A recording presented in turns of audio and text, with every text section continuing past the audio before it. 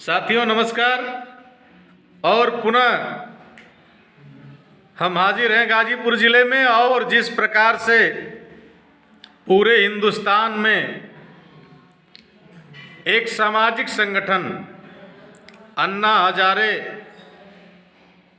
के दिल दिमाग की उपज से उत्पन्न हुआ और पूरे हिंदुस्तान या अंतर्राष्ट्रीय लेवल पे समाज सेवियों की फौज तैयार करके संपूर्ण राजनीति में तहलका जैसे मचाया। उस सोशल मूवमेंट में केजरीवाल जैसे मुख्यमंत्री भी आए।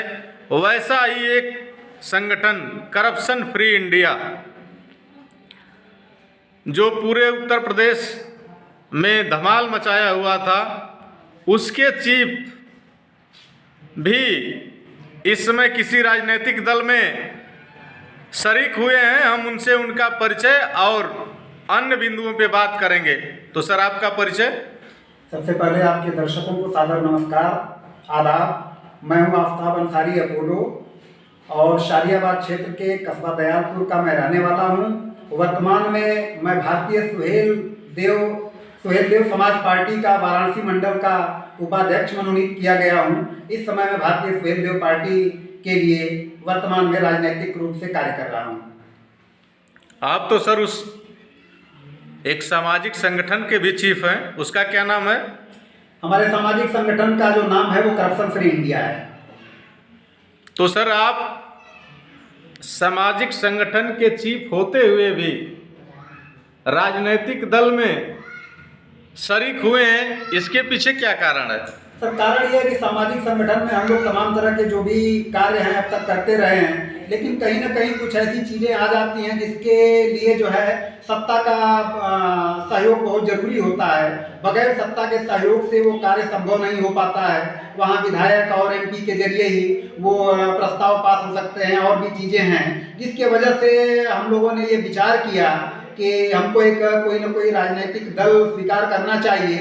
वर्तमान में हमारे जो राष्ट्रीय अध्यक्ष हैं सुहेल देव भारतीय समाज पार्टी के, यह माननीय ओम प्रकाश राजभर जी, वह पिछड़े समाज से आते हैं और हम लोग भी जो है माइनॉरिटी में पिछड़े समाज से आते हैं और यह पिछड़े समाज की आवाज़ को बुलंद करते हैं। हम लोगों ने खास करके पिछड़े समाज की आवाज़ को बुलंद करने वाले नेता को समर्थन देने के लिए सुहेल देव भारतीय समाज पार्टी को ज्वाइन किया और इसके माध्यम से हम समाज के गरीब, यतीम, मजलूम और अल्पसंख्यक वर्ग के समस्याओं के निदान के लिए हम लोग इसमें जुड़ करके और पूरी शिद्दत के साथ काम करेंगे और लोगों की मदद करेंगे।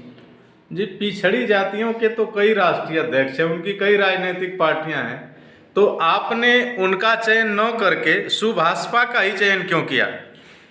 सुभाषपा के चयन का मुख्य मकसद है कि पिछड़े समाज में बहुत सारे नेता तो आए, कहीं ना कहीं किसी पार्टियों से निकल करके आए, अपने स्वार्थ की सिद्धि न होने के कारण उन्होंने पार्टी बना लिया। हालांकि लगभग 40 से 42 साल का जो संघर्ष माननीय ओम प्रकाश राजभर जी का रहा है, इनका जो शुरुआत ये कांसीराम से प्रेरित होकर के ये बहुजन समाज पार्टी में ये ज्वाइन किए थे और उस समय शुरुआत में ये बहुजन समाज पार्टी के जिलाध्यक्ष भी रहे। उसके बाद वहाँ बहन जी से खिन्नता कुछ समाज के कामों को न करा पाने की वजह से हुआ।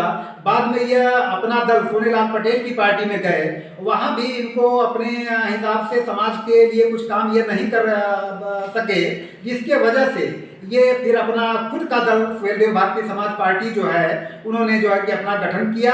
और ये शुरू से ही जद्दोजहद करने वाले व्यक्ति हैं जो लगातार 40-42 साल नीचे से, जमीन से लेकर के ऊंचे तक अगर पहुंचा है तो निश्चित रूप से कहीं ना कहीं वह दलित, कमजोर और पिछड़े समाज के लोगों का कार्य कर सकता है और इस वजह से हमने इनका साथ देने का निर्णय लिया। लोग ये भी बताते हैं कि ओम प्रकाश राजभर जी केवल अपने बेबाक टिप्पणी के वजह से ही इस राजनीति में चर्चित हुए हैं, इस पे क्या कहेंगे? देखिए, बेबाक टिप्पणी का मतलब है जो भी व्यक्ति अपने समाज के लिए अगर राजनीति कर रहा है, समाज ही उसका वोट बैलेंस है और वह समाज के लिए अगर कार्य नहीं करेंगे, समाज के साथ कोई आफत विपत पड़ता है उसके साथ अगर खड़े नहीं रहेंगे तो वह समाज उनको नेता कैसे मानेगा? वह फिर समाज के लिए अगर दुख सुख में शामिल नहीं होंगे, वह समाज अपना रहबर कैसे मानेगा? तो निश्चित रूप से ओम प्रकाश राजभर जी अपने समाज के लिए हर एक एंगल पे तैयार रहते हैं और इनके जो राष्ट्रीय प्रमुख महासचिव हैं, इनके पुत्र डॉक्टर अरविंद राजभर हैं, राष्ट्रीय प्रवक्ता जो है कि अरुण राजभर जी जो है कि हैं, यह सारे लोग जो है अपने समाज के लिए एक रूपता के रूप में जो है ये हर समय तत्पर रहते हैं, चाहे वो अदना सा कार्यकर्ता हो चाहे बड़ा पदाधिकारी हो, इसके वजह से ये हमेशा सुर्खियों में बने रहते हैं। एक सवाल ये हम करेंगे आपसे कि जैसे आपने बताया कि राष्ट्रीय अध्यक्ष भी राजभर जी, राष्ट्रीय महासचिव भी राजभर जी और राष्ट्रीय प्रमुख सचिव भी राजभर जी, तो क्या केवल एक जाति विशेष के लोगों से ही राजनीतिक संगठन चलेगा?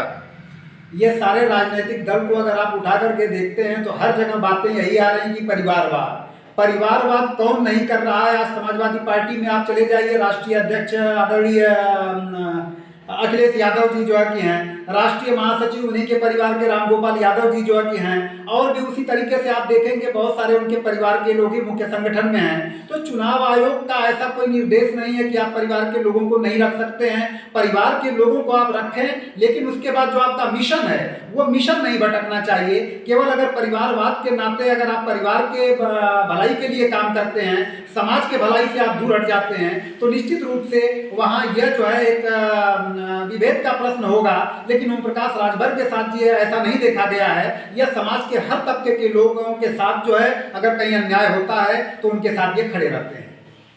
लेकिन ये भी देखा जा रहा है कि जितने भी राजनीतिक दल बने हैं उसमें पूरे परिवार के लोग ही संगठन के मेन हैं, इस पे क्या कहेंगे? परिवारवाद तो राजनीति के लिए एक बहुत ही बड़ा कोढ़ जो है कि है, जिसको कहा जाए ये कैंसर से भी बड़ा रूप जो है कि है। लेकिन बावजूद इसके इस पे चुनाव आयोग को जो है कि दखल देना चाहिए, चुनाव आयोग को ऐसा कोई दिशा निर्देश देना चाहिए, ऐसा कानून बनाना चाहिए जिससे कि राजनीतिक दल के जो लोग भी हैं, नए राजनीतिक संगठन बन रहे हैं, उसमें यह प्रतिबंध होना चाहिए कि परिवार के ज़्यादा लोगों की संख्या जो है कि न हो, अन्य समाज और तबके के लोगों को भी मुख्य संगठन में जगह दिया जाए। तो जी, जब से आपको यह मंडल की जिम्मेदारी मिली है तो आपका जो सोशल मूवमेंट है वह कमज़ोर हुआ है या मजबूत हुआ है? हमारे सोशल मूवमेंट में कभी कमजोरी नहीं आएगी। हम अकेले ही चले थे जानिबे मंजिल, मगर लोग साथ आते गए और कारवां बनता गया। तो हमारा संगठन जो करप्शन फ्री इंडिया है, मैं उसी संगठन के बदौलत आज इस मुकाम तक पहुंचा कि माननीय ओम प्रकाश राजभर जी जैसी पार्टी का मुझे मंडल उपाध्यक्ष बनाया गया, और उनका यह आश्वासन भी है कि आफ्ताब जी अगर आप बेहतर काम करते हैं तो हम आपको ऊंचे मुकाम तक भी पहुँचाने का पूरा प्रयास करूंगा। और निश्चित रूप से हम अपने संगठन के साथ ही हम सुहेल देव भारतीय समाज पार्टी के उत्थान के लिए भी अपनी निष्ठा के साथ कार्य करता रहूंगा। एक सवाल हम और करेंगे कि जब सभी लोग अपनी जाति देख के जा रहे हैं तो आपको तो ओवैसी साहब की पार्टी में जाना चाहिए। यह मुद्दा उठाया मित्रवर, और इसमें सबसे बड़ी बात मैं आपको बता दूं कि